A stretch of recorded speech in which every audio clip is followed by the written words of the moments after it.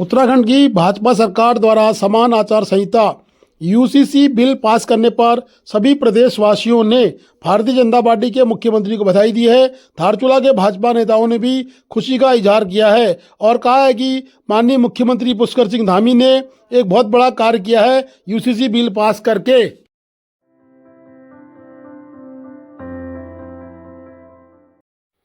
धारचूला में एसएसबी के द्वारा लगातार अंतर्राष्ट्रीय झूला पुल में लोगों को रोका जा रहा है। जांच के नाम पर लोगों के साथ अभद्रता की जा रही है। आज उप जिलाधिकारी धारचूला को एक ज्ञापन ब्यास वैली संगठन के अध्यक्ष के साथ हुई अभद्रता के एवज में दिया गया।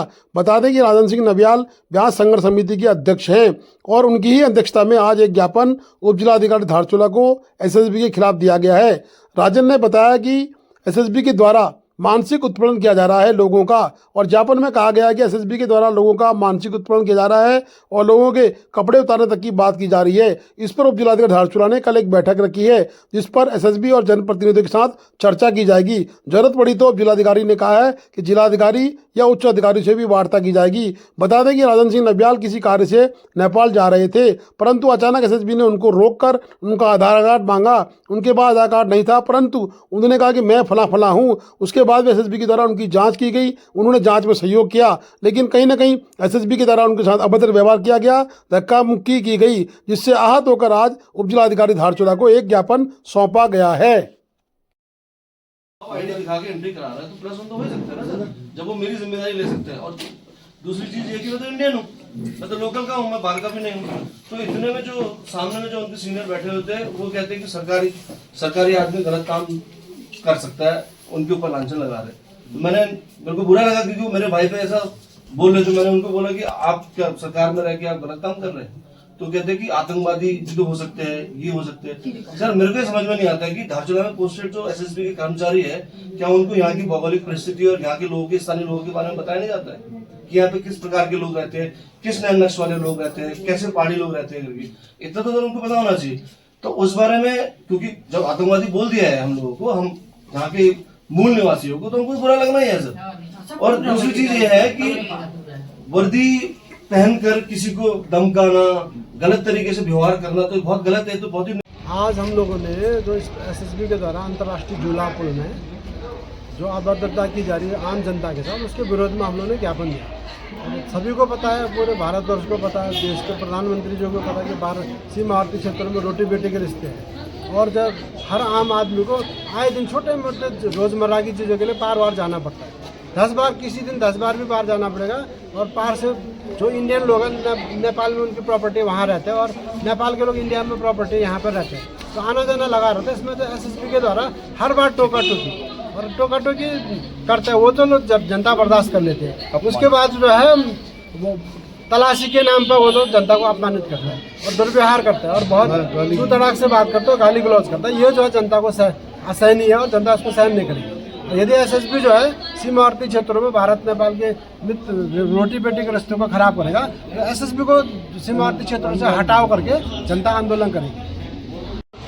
पुल में जो एसएसबी ये कंपनी, आजकल की कंपनी आकर यहाँ पर बैठी है, इनका व्यवहार तो इस प्रकार का व्यवहार है कि वो किस दुनिया में जन्मे और किस दुनिया में रहते हैं। यहाँ की भौगोलिक परिस्थिति और हमारे क्षेत्र की भौगोलिक परिस्थिति भिन्न है। इसके बारे में हम लोगों ने बार बार उनको भी निवेदन किया है, एप्लीकेशन भी दिया है, व्यापार मंडल द्वारा बैठक भी करवाई गई है। बैठक के पश्चात उनसे यहाँ की जानकारी भी अवगत कराई गई है, लेकिन अभी तक किसी प्रकार की कोई कार्रवाई नहीं है, उनका व्यवहार में परिवर्तन नहीं हुआ है। हम लोग बार बार निवेदन करते हैं। हमारे जो है संघर्ष समिति जी के साथी जो है कल परसों उनको अपमानित किया। इससे पहले हमारे कोई अधिकारी यहाँ से जो है जो यहाँ सर्विस करते हैं अधिकारीगण वहाँ गए थे और उनके साथ भी इस प्रकार के व्यवहार किया गया। इसलिए हम लोग सीमांत के क्षेत्र के लोग शांत प्रिय लोग हैं। हम लोग बार बार निवेदन कर रहे हैं, एसएसबी के अधिकारियों से निवेदन कर रहे हैं कि भाई इस प्रकार के व्यवहार को थोड़ा बदला जाए, आने जाने वाले लोगों के साथ व्यवहार सही किया जाए। बार बार निवेदन के बाद भी ये मान नहीं रहे। हम लोग एक दिन, अब हमारे पास एक ही चारा रहता है कि एसएसबी को सीमांत क्षेत्र के पूल क्षेत्रों से सब हटाया जाए। इसके लिए हम आंदोलन करने को बाध्य होंगे, जिसकी जिम्मेदारी एसएसबी की होगी। एसएसबी के कुछ जवान जो वहाँ पर नियुक्त थे, उनके द्वारा लगातार दुर्व्यवहार किया जा रहा है हमारी स्थानीय जनता के साथ। आज भी ये घटना घटी और ये घटना का मुख्य कारण ये है कि अगर आप जांच कर ले रहे हैं, उसकी चेकिंग कर ले रहे हैं, उसके बाद फिर आप कपड़ा खोलो कह रहे हैं। आप बताइए, 20 सड़क में आप कपड़ा खोलने के आदेश देंगे तो कहाँ से औचित्यपूर्ण रहा। तो सरकार को भी, एसएसबी के अधिकारियों को भी इस संबंध में सोचना चाहिए, हमारे प्रशासनिक अधिकारियों को भी इस संबंध में सोचना चाहिए।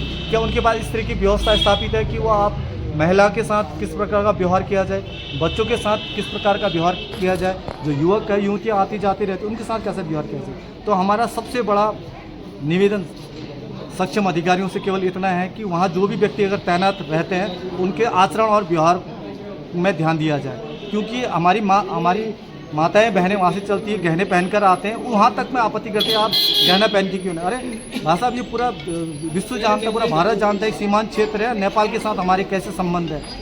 वहाँ के हर अच्छे कार्य में, हर बुरे कार्य में हमारा आना जाना लगा रहता है। और इसी प्रकार के आप रवैया हमारे जवान लोग अगर करेंगे तो वो औचित्यपूर्ण नहीं है, वाकई दुखद है। ऐसी घटना की हमेशा निंदा की जानी चाहिए।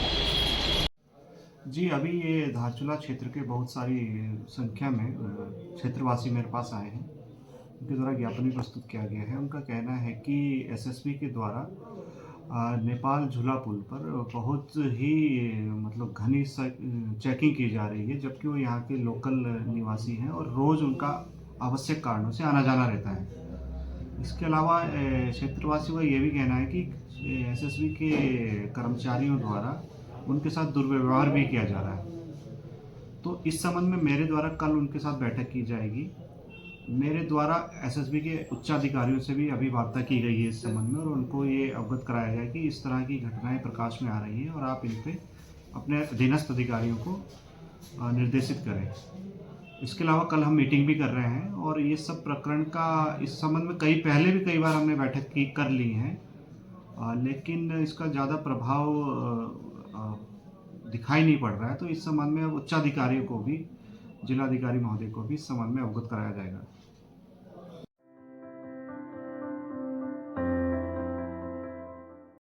धारचूला में व्यापार संघ धारचूला के द्वारा नए रूप से सदस्यता देने का अभियान शुरू कर दिया गया है। धारचूला में व्यापार संघ के द्वारा कई दौर की मीटिंग के बाद अब सभी लोगों को नए रूप से सदस्यता शुल्क लेकर सदस्यता दी जा रही है। आज अभियान नेपाल रोड धारचूला से शुरू हुआ। उक्त अभियान में व्यापार संघ के अध्यक्ष भूपेंद्र सिंह थापा, महासचिव महेश गर्ब्याल, उपाध्यक्ष प्रकाश गुंजाल, अश्वनी नपलचाल और साथ में अन्य कई व्यापारी मौजूद रहे। बता दें कि सदस्यता शुल्क ₹400 रखा गया है। सदस्यता शुल्क के साथ साथ सत्यापन की भी जांच की जा रही है। जिसका पुलिस सत्यापन नहीं किया गया है उस व्यापारी को चेतावनी दी जा रही है, परंतु इसमें से जो लोकल के व्यापारी हैं, जो पूर्व से स्थानीय हैं, उनको मात्र सदस्यता शुल्क देना पड़ेगा। सत्यापन से उनको छूट रहेगी, ये महिला सदस्य आगरी ने बताया है।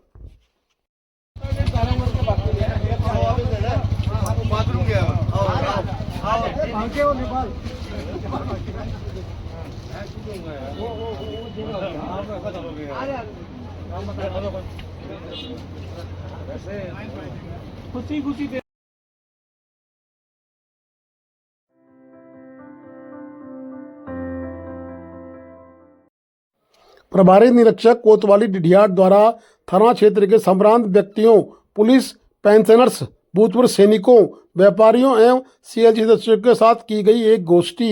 बता दें कि डिढियाट में विजेंद्र शाह के द्वारा सभी सम्मानित लोगों के साथ एक बैठक की गई है और बैठक में गणमान्य व्यक्तियों से उनकी समस्याएं व सुझाव सुने गए हैं। थाना जाजरदेवल पुलिस ने एक वारंटी अभियुक्ता महिला को किया गिरफ्तार। थानाध्यक्ष जाजरदेवल श्री प्रकाशन पांडे के नेतृत्व में उप निरीक्षक मीनाक्षी मनराल व हमराई हेड कांस्टेबल गोविंद वर्मा ने माननीय न्यायालय में 138 NI एक्ट के अंतर्गत जारी गैर जमानती वारंट के अनुसार वारंटी अभियुक्ता रश्मि मेहता पत्नी प्रताप सिंह मेहता निवासी नैनी सैनी पिथौरागढ़ को जाजरदेवल बाजार से किया गिरफ्तार। Please do like, share and subscribe DCL News.